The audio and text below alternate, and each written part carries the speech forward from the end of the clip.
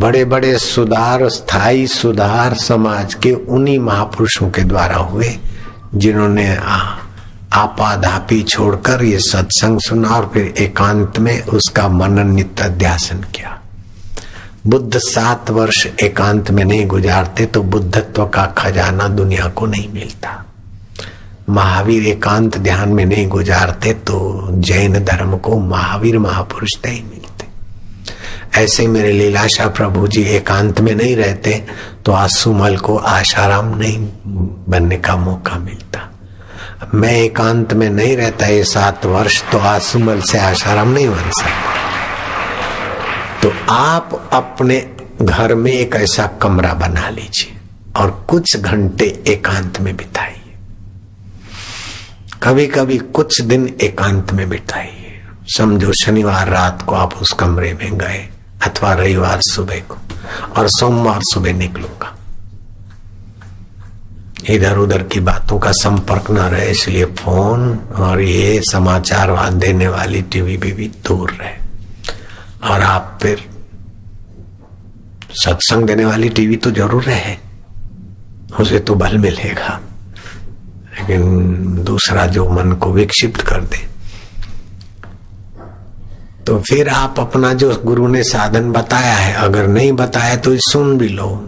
जिस भगवान को मानते हो उसके सामने दिया जला दो। दिया जलाओगे तो आपके संकल्प को व्यापक होने में मदद मिलेगी। जैसे वस्तु धरती में जाती है, बीज धरती में जाता है तो कई गुना होके आता है। अगर पानी में मिलाओ तो वो ज्यादा व्यापक होता है, लेकिन उसी वस्तु को जब अग्नि का संपर्क होता है तो उसका प्रभाव दूर तक जाता है। जरा सा जीरा, राई, मेथी को बघार रूपी अग्नि का संग मिलता है तो कितना स्प्रेड होता है। ऐसे मंत्र जपते समय, ध्यान करते समय या भगवान की पूजा करते समय जो धूप दीप हम करते हैं तो ऐसा नहीं कि भगवान जरा राजी हो जाए, भगवान खुश हो जाए।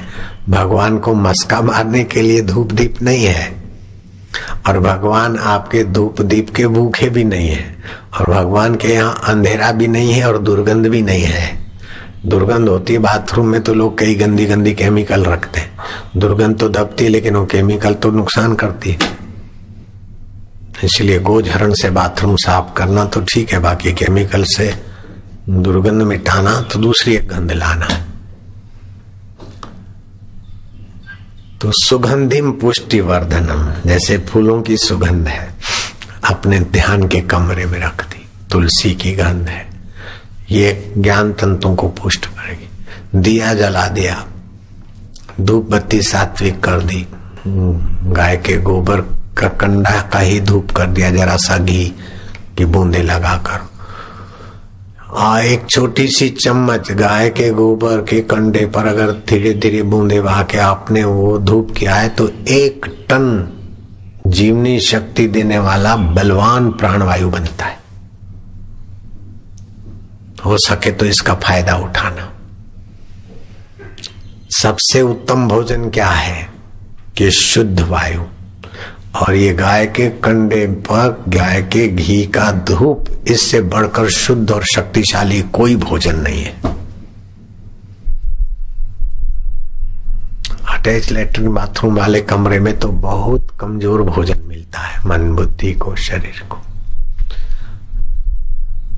कमरे में शुद्ध हवा आती रहे और उसमें भी कभी कभी ये धूप होता रहे, अथवा पूजा के रूम में संसारी व्यवहार ना हो और एक कमरा रख दिया जाए ध्यान भजन के लिए।